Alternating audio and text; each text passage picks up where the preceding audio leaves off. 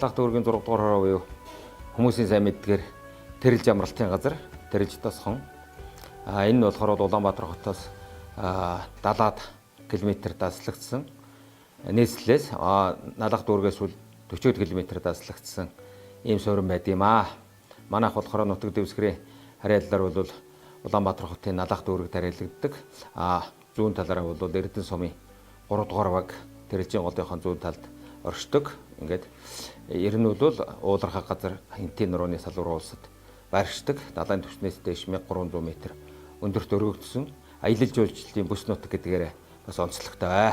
Тэгээд одоо манай нутаг дэвсгэр дээр аялал жуулчлалын одоо 130-аад аж ахуйн нэгж байгууллагууд аялал жуулчлалын чиглэлээр үйл ажиллагаа явуулдаг.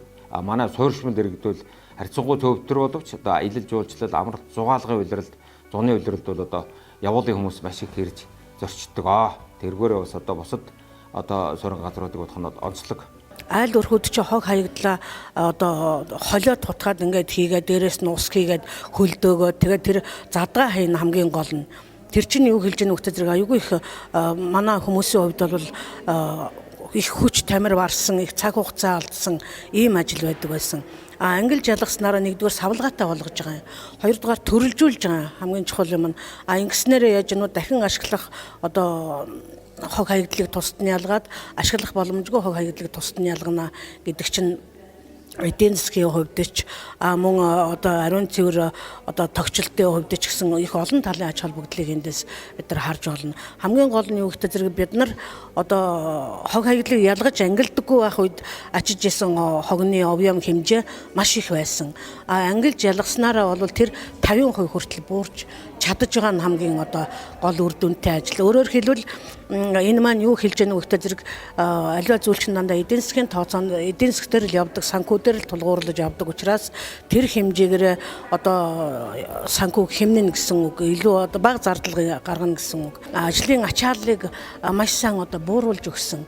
Бид нар ингээд нэг удаа явахдаа ер нь сарын нэг 20 хоногт нь айл өрхүүдийнхээ хогийг тэржигт нь одоо ачиж зөөсөөр байгаад 20 хоног ажиддаг байсан бол энэ английн ялгалт явагдсанаас хойш нэг хамгийн дээдэлтэй 2-7 хоног л нэгэр хэрвэл 14 хоногт л айл өрхүүдэд ачаал дуусчихдаг. Танайх одоо хогоо ямар төрлөөр ангилж байна? Шил, лааз, хуунцар, гялгаруу тэгээд бусад хог нь бол одоо хэрэгцээг үннийг тусад нь хийчихдэг. Хогоо ангилж сурах нь бол ач холбогдолтой. Хогны овор хэмжээ бол багасдаг. Ингээд тусад нь ангилах нь бас хэрэгцээтэй хүмүүст нь бол өгчдөг. Одоо хуунцар, шил, лааз авж байгаа хүмүүст нь бол амар ирээд ангилаад энэ байгаагаар нэгээд авчдаг. Бас орон нутгтаа бол одоо малчид нөгөө сүүгээ хийх савн байхгүй учраас энэс бас ялгаад авчдаг. За ер нь ангилж сурсан нь бол маш зөвөөл гэж хэлж байна. Ер нь ангилчид одоо ядахна хогны овор хэмжээ нь бага. Тэгээ бас энгэрчин бас хэрэгцээ зүйлээ хөөрхөн мөнгө олцдог авдаг хүмүүст нь тий. Тэр талаас нь тусдаа англи сурах хэрэгтэй. Ер нь энэ авч явуулж байгаа арга хэмжээ бол хэний төлөө вэ? Ард иргэд бидний төлөө авч явуулж байгаа ажил. Тийм учраас өөрийн чинь төлөө хийж байгаа учраас бидний төлөө хийж байгаа учраас энийг дэмжиж илүү одоо ач холбогдлын тодорхой болгож ажиллаж одоо өөр өөрснөө иргэнийхээ үүргийг сайн биелүүлмээр байна л гэж хэлмээр байна. Ер нь бол өөрчлөлт гэснээс өөрчлөлтийг бол хүн болгон тэр дор нь одоо хүлээгээд авчдаггүй байдал нь бол их анзаарэгдэжсэн. Тэгэд өөрчлөлт гэдэг зүйлийг одоо хүлээж авахын тулд тэдний ард иргэд хувь хүн гэр бүлд одоо бид нэр зан үйлийн өөрчлөх сургалт сурчлагаанууд хэд дахин давтамжтай явуулж ээж иргэд маань өөрчлөлтийг бол бас хүлээж авч хэрэгжүүлж эхэлсэн байна.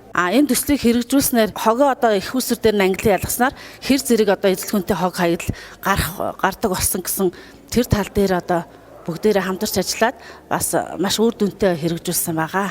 Нутгийн иргэд хогоо ангилж байна уу? Ангилж сурж байгаа. Манай тэл шижрээгийн улсууд одоо хогоо ангилж сурч байна. Сайхан сурж байна. Одоо манайхан бол эхлээд яхан шаарц одоо бол гайгүй. Айл болгон ангилаад одоо сурж байна. Эхлээд бол одоо шилийн тусад нь, лаазын тусад нь, гялгаруутын тусад нь гэж хэлдэг байсан. Одоо бол манайхан бол өөрснөө ингээд тусдаа ангилаа явчихдаг болсон. Үр дүнтэй. Яагаад тэгэхээр одоо хогны овор хэмжээ багасна. Одоо өөрснөө ингээд сурчвал одоо маш хэрэгтэй. Одоо манай тэнд бол одоо ингээл галгар цаас ингээл модны захаар ингээл хийсэдэд одоо тэр бол байхгүй. Багасж байгаа, хамаагүй багасж. Одоо хогийн ангилсуур гэдэг зарим улсууд болохоор одоо энэ хог бол ахиж цаашдаа үргэлжлэх үү сайхан амар юм байна л гэж хэлж байгаа. Цаашид зөвхөн төсөлд хамрагдсан иргэд маань биш бүгдээрээ одоо бүх иргэд бүх айл өрх бүх аж ахуй нэгж одоо хүн болгоны хүчин зүтгэлтэйгээр энэ зүйлийг одоо цааш нь үргэлжлүүлж одоо хогоо их усүр дээр нь Английн ялгцгаая л гэж хэлмээр байна.